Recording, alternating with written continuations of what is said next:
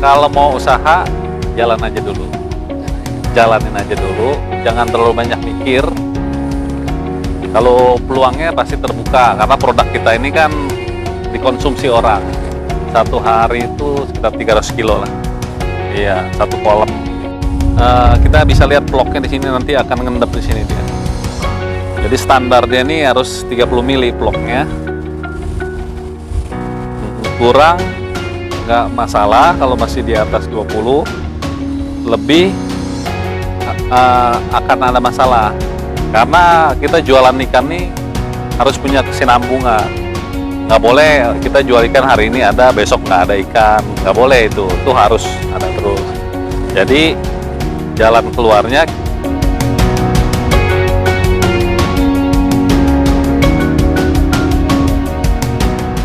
Hai Sobat Budidaya, selamat datang di Izan Mulang Dairies. Edisi mampir kali ini kita di Dairy Ternak. Kita akan mengenal budidaya ternak ikan yang menggunakan sistem bioflok.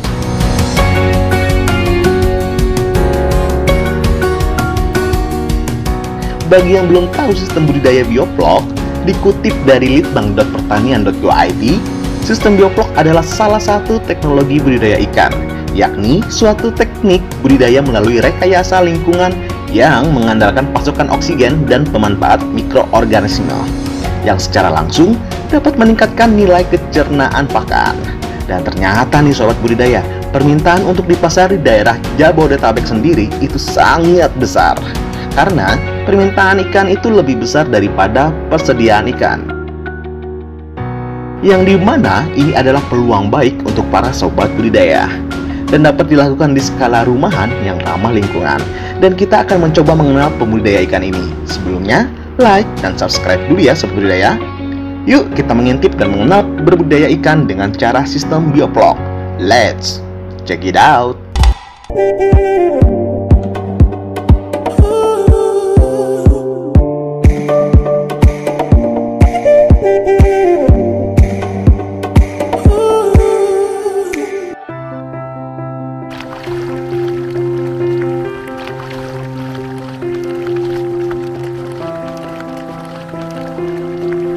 Nama saya Dedi, saya dari Bogor asli. Saya pembudidaya ikan nila dengan sistem bioflok. Lokasi kolam kita nih di Kertajaya, Desa Kertajaya, kecamatannya Rumpin, Bogor. Sementara namanya Kertajaya Farm. Luas lahannya ada 4.000 meter. 4.000 itu bisa masuk sekitar 60 kolam. Tapi kita baru realisasi, baru ada 40, dan ini lagi proses, ada penambahan, nanti kita lihat.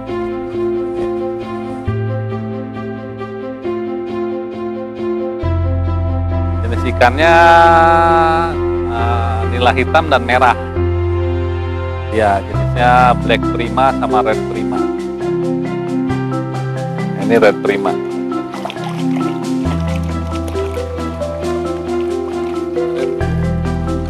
Ini padat tebarnya satu kolam ini sekitar 2.000 ekor per satu kolam.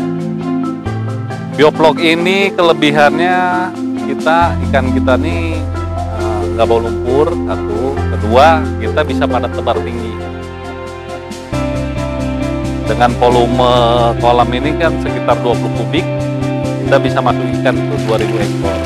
Luas kolamnya 5 meter, diameter 5, lingkaran ya. Iya, diameternya 5, volume airnya 19 kubik. Kalau satu kolam nih, kalau kita kan panennya mau di ukuran berapa? Ukuran 3, ukuran 4, ukuran 5, tinggal dibagi aja tebar benih. Bisa menghasilkan sekitar 300 sampai 400 kilo. Iya, per kolam. Parsial panennya ya, nggak bisa bareng karena ukurannya kan nih macam-macam. Ya nggak bisa bareng rata 1 kilo 3 ekor semua nggak bisa, ikan tuh nggak bisa. Kalau untuk restoran mereka pakainya 3. Ya kalau untuk warung makan pecah mereka biasanya pakai 4 kilo 4. Kalau untuk yang frozen yang udah divakum dikasih bumbu mereka pakainya 6 kilo 6.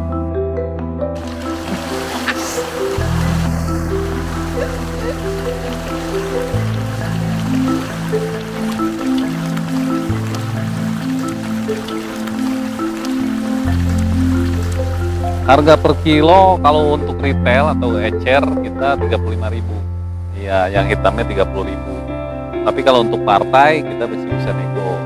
Ya, tergantung kebutuhan. Mereka ambilnya banyak atau sedikit. Gitu. Karena kalau banyak kan biasanya mereka untuk jual lagi, reseller lah.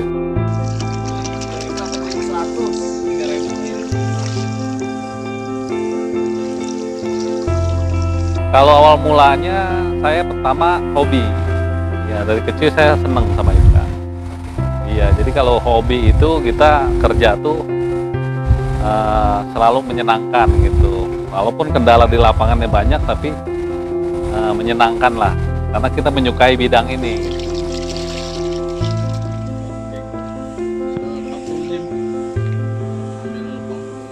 Proses belajar pertama YouTube, dari YouTube. Kedua saya ikut di Trubus. Ya, nah, setelah jadi kita budidaya udah agak berjalan, kita didampingi sama STP. Ya, STP itu anak perusahaannya Kompin, Suri Tani Pemuka. Ya, mereka produsen pakan, dan kalau kita pakai pakan mereka kita dapat pendampingan pelatihan. Ilmu budidayanya mereka kasih.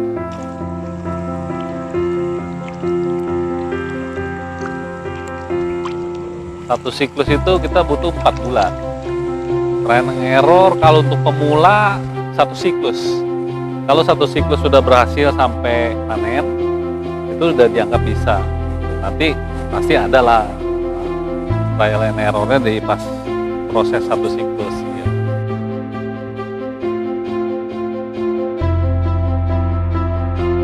Bibitnya tapi harus yang 2 jari. Atau per kilonya sekitar 35 ekor. Dan bibitnya juga harus bagus.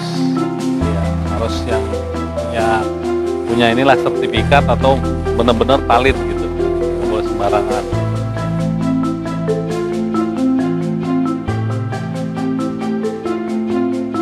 Kalau kegagalan pasti ada. Jadi kita ada yang sakit, ikannya ada yang mati. Tapi nggak sampai 2000 ekor itu nggak mati semua, paling kematiannya ada yang 20%, ada yang 30%, pasti ada kalau itu. Kalau itu biasanya dari pertama bibit, kan handling bibitnya kasar jadi ikan ada luka. Kedua proses karantina, dan ketiga dari kualitas air biasanya. Air itu nomor 1 karena kan tempat dia hidup gitu kan.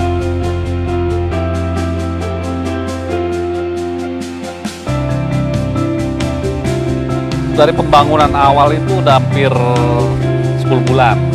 Ya, jadi kita budidaya bangun, pagar, bikin gudang, kantor, terus bikin kolam, dan kemarin masuk bibit pertama 17 Agustus, hari kemerdekaan.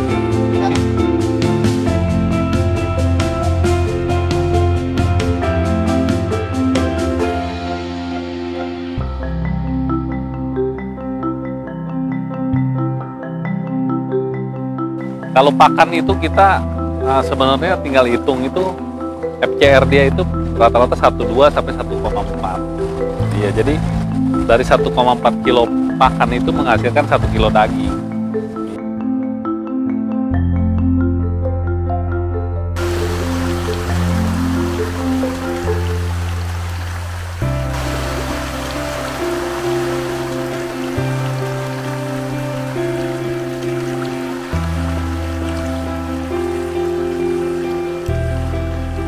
Kendala yang sering dihadapin itu biasanya kalau petani itu cuaca.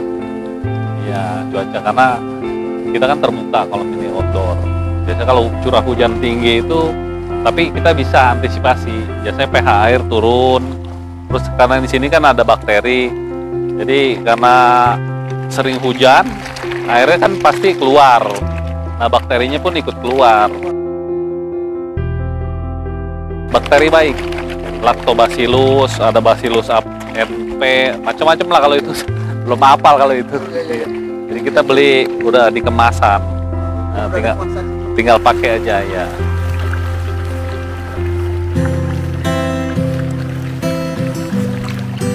Prospek ke depan kalau untuk skala kecil kesulitannya di market. Karena kita jualan ikan nih harus punya kesinambungan. Nggak boleh kita jual ikan hari ini ada, besok nggak ada ikan. Nggak boleh itu harus ada terus. Jadi jalan keluarnya kita harus bermitra dengan yang sudah besar. Ya, jadi plasma lah gitu. Tapi kalaupun mau mandiri bisa, tapi kita harus bisa punya market sendiri. Ya, misalkan makanannya diolah sendiri, dikasih bumbu, dipakum, dibekuin, gitu. Frozen Ya, di frozen. Buset tuh. Lagi 5 aja. Kita mau full semua, sekitar 60 kolam. Ya. 60 kolam. Target produksi kalau kolam 60 itu udah sekitar satu hari itu sekitar 300 kilo lah. Iya, satu kolam. Nah ini sedang beri makan nih, boleh diambil ABK kita. Nah, ini proses pemberian pakan. Proses pemberian pakan.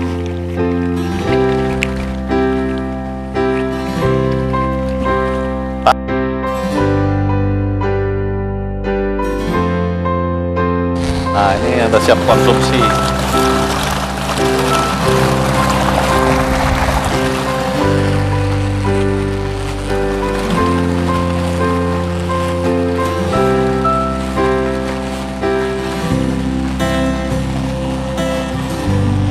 Di sebelah juga nih persiapan.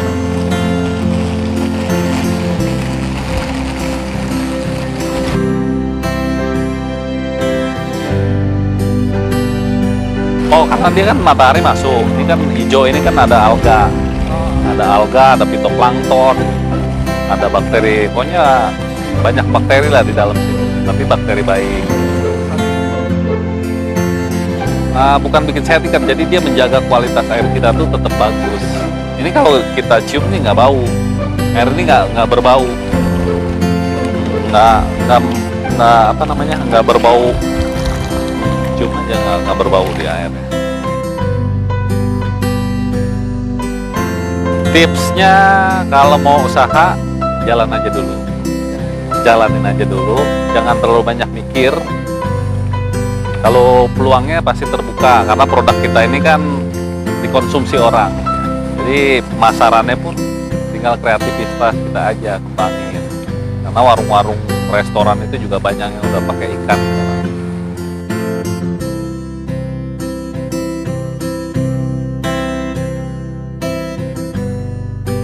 Masukannya untuk pemula itu ya harus punya mentor. Itu nomor 1.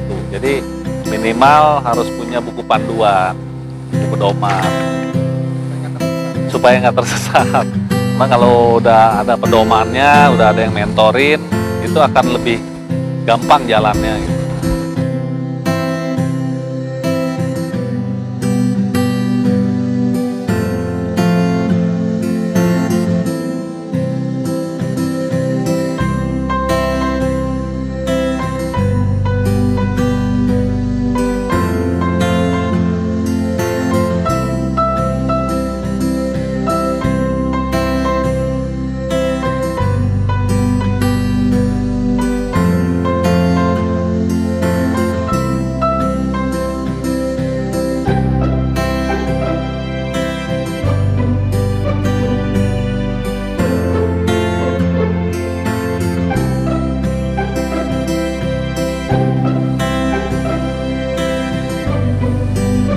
Jadi ini yang menentukan air kita bisa bagus atau enggak ini dari sini nanti.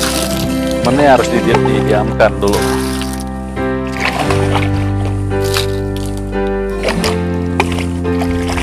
Ini namanya imhop con atau corong.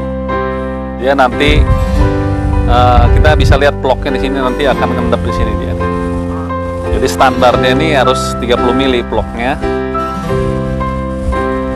Kurang nggak masalah, kalau masih di atas 20 lebih akan ada masalah. Kalau dia ploknya tinggi, ikan kita cenderung nggak nafsu makan karena dia makanin si plok itu. Penanggulangannya bisa ikannya puasa atau airnya dibuang, ganti air baru. Tapi nggak semua, paling 20 cm atau 10 cm masuk air baru. nafsu makannya bagus lagi.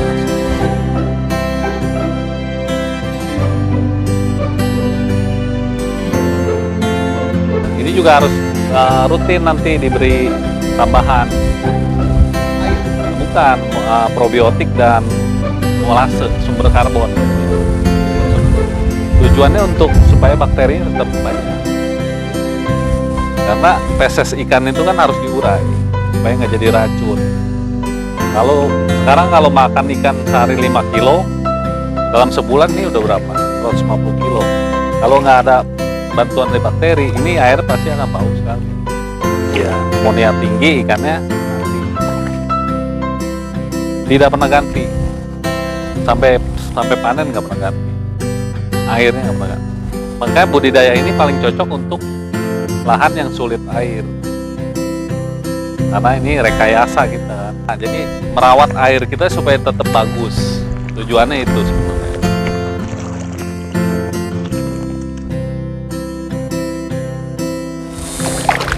Nah, ini proses pemasangan, bukan pembuatan. Ini untuk jaga ya, supaya wire mesinnya nggak lari. Ini kan cuma besi aja kan, besi lingkaran. Jadi untuk dia supaya nggak keluar nih kita kasih fondasi. Nah, di tengah itu ada saluran. Itu saluran untuk kuras kolemnya. Lari sini bak kontrol. Kita bikin bak kontrol. Ini level air. Kalau hujan dia yang buang sendiri di sini. Nah, ini yang udah dipasang terpalnya itu tengah tuh. Itu. Kasih saringan. Kalau terpalnya pakai yang semi karet, orchid, berbahan orchid. Jadi dia walaupun kena panas dia nggak gampang sobek. Kalau nggak terpal khusus dia gampang sobek. Nah ini kita mau panen nih. Kita mau panen, jadi akhirnya kita sudah buang. Proses pengurasannya seperti itu.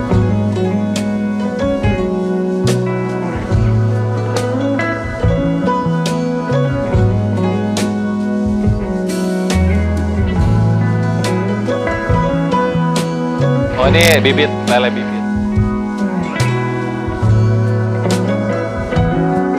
Ini terus alir ke sana, limpah. Ini ada pipa di dalam. Ini ada pipa di sini, lubang pipa. Apa keni, ada keni ini. Kita tutup, ini dia.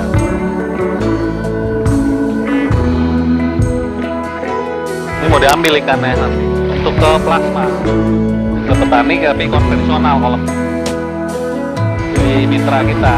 Jadi kalau udah jadi daging kita angkat lagi kan. Iya kita harus, kalau enggak kan kita harus banyak kolam. Kalau untuk pembesaran daging itu kan butuh kolamnya harus banyak. Kalau ini kita beli bibit 3 dari 3-4 cm, nah kita besarkan sampai ukuran 89, 9, 10, kita jual ke plasma. Ini perputarannya lebih. Nilai 4 bulan, ini 1 bulan. Dari tadi 3-4 cm, kalau dia cepet. Dari 9-10 sampai konsumsi 2 bulan. Kalau di sini enggak, ini full pelet makannya. Kita nggak main limbah makan.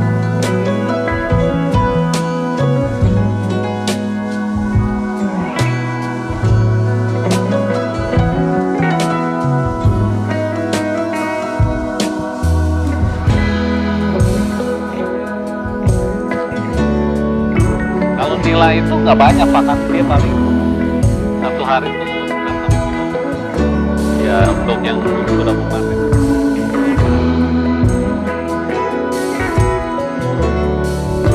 Makan saya ambil dari STP, dari iya. Tapi kita kan nggak boleh jual ke, jadi kita dari agen terdekat mereka.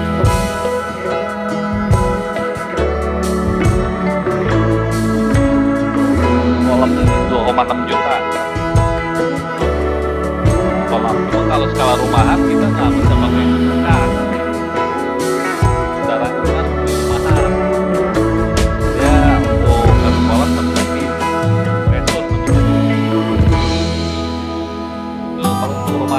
kolam investasi.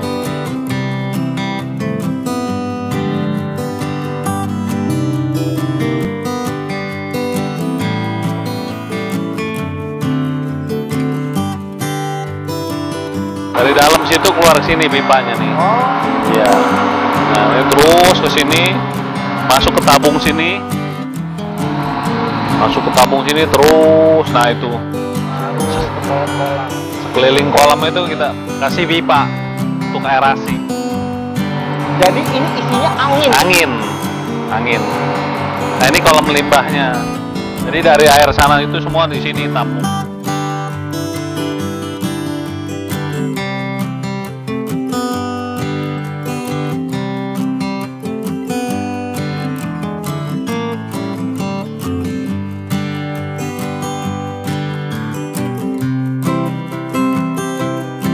Limbah gula.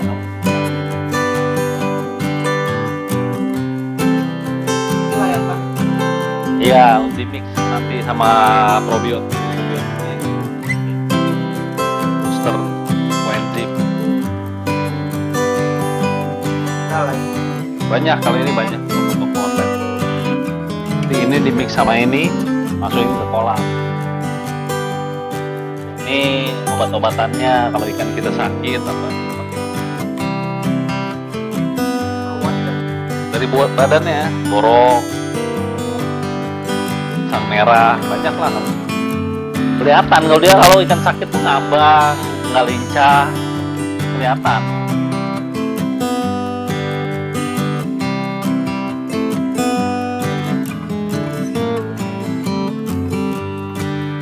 Ini kan jangka panjang. Nah, pokoknya yang paling menguntungkan dari budidaya ini, produk kita tuh dimakan orang, kecuali nggak doyan. Ya tapi kan rata-rata penduduk Indonesia kan doyan.